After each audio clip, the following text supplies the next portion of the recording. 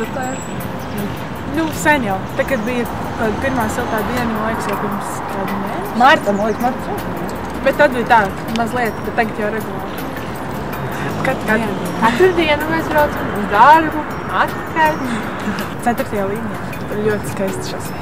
Mums tagad ir ideāli, mums braucot uz mājām ir izbūvēts, ļoti skaists celiņš, bet, nu, man šķiet, ka ir pietiekami. Vismaz tajās vietās, kur es braukāju, ir labi.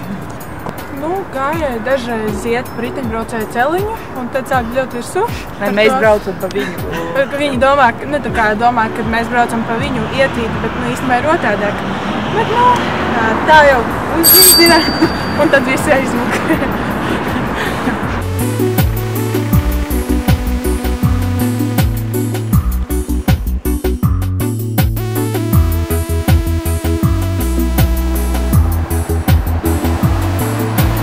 Kaut kad vienreiz. Man jau ir viens maršruts. Man jau ir pa Tērvetes ielu un projām turēt Baložu kafiem, kur teārs. Principā, jā, jo, tībā pilsētas īpaši man nav laika un nav tā. Principā tagad jāsāk dārzā visu to darīt jau. Es domāju, ka jau veidojās, salīdzinoši ar to, kā kādreiz bija vispār. Tad jau vispār nevarēja. Tagad vismaz ir celiņš, un tu zini, ka tu pa to vari braukt. Tieši un gājēji. Jo nezinu, pa kuru pusi jāiet. Viņi priecīgi, ka tik plata ietve, un tad pa visu iet. Es jau tā skatos, un tad jau nāk tuvāk patimšķi no zvaniņu, lai cilvēks uzmanā.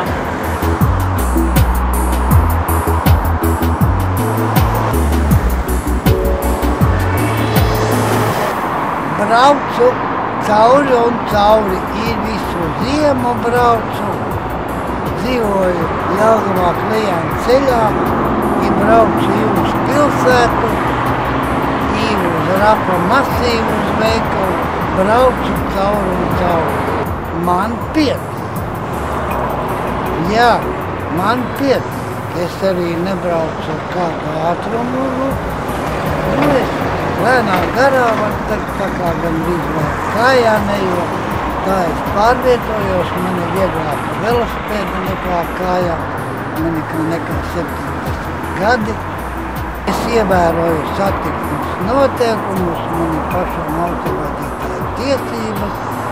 Tā kā man nav bijis nekāds starpgadījums ne ar vadītājiem, ne ar gājiem.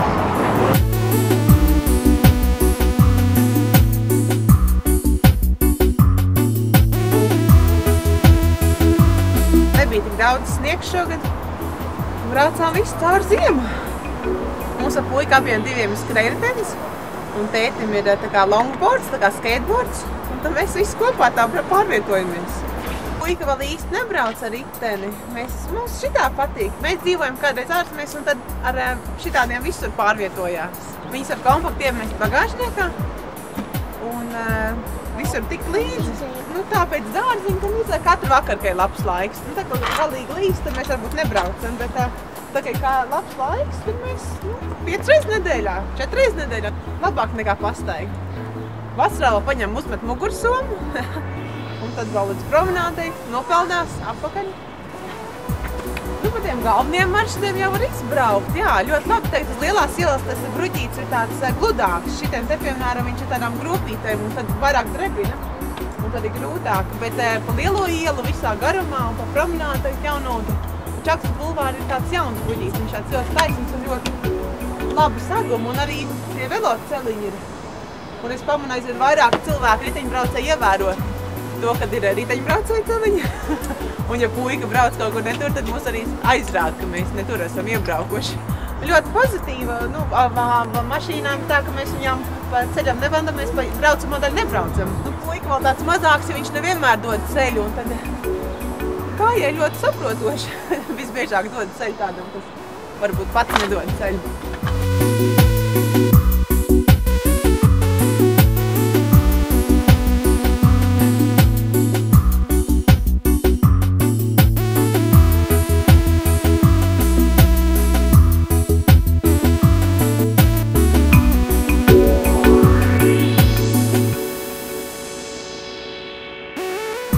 Jā, pilnīgi noteikti. Jau kādu mēnesi atpakaļ. Kā man teica viena omīte, viņi vairāk nosalst gaidot autobusu nekā braucot ar riteni lēnu gadu. Nu, Veloceliņiem, es domāju, ir pat ļoti labi. Teiksim, salīdzinot ar citām pilsētām, man liekas, šeit tikai pārvietoties velosipēdi. Jo šodien pat izbraucu pusi Jelgavai cauri, nu, vienīgais, kur ir jāpiedomā, tas ir laicīgi apstāties pie krustojuma, jo tu principā vari vienā ātrumā braukt ar mašīnām pa veloceliņu, nevienam netraucēju. Ideāli. Kā neiesaku kaut kur novietot savu velosipēdu, lai viņš, ja viņš sev ir dārgs, jo ņem visu, ko var paņemt. Riteni var saremontēt, galvu grūtāk. Ceļš, ja tos bērnus ved uz velosēdekļiem, tur jau taču nav. Kā saulīt uzspīdēja, tā viss sākās. Kā ir jau tirsniecība, teiksim, tā atsākusies, un apkopis arī. Teiksim, mums jau uz šobrīd ir jau kaut kāda nedēļa, pusotra rinda. Paliks siltāks, būs vēl aktīvāk. Tā kā, lai neguļ.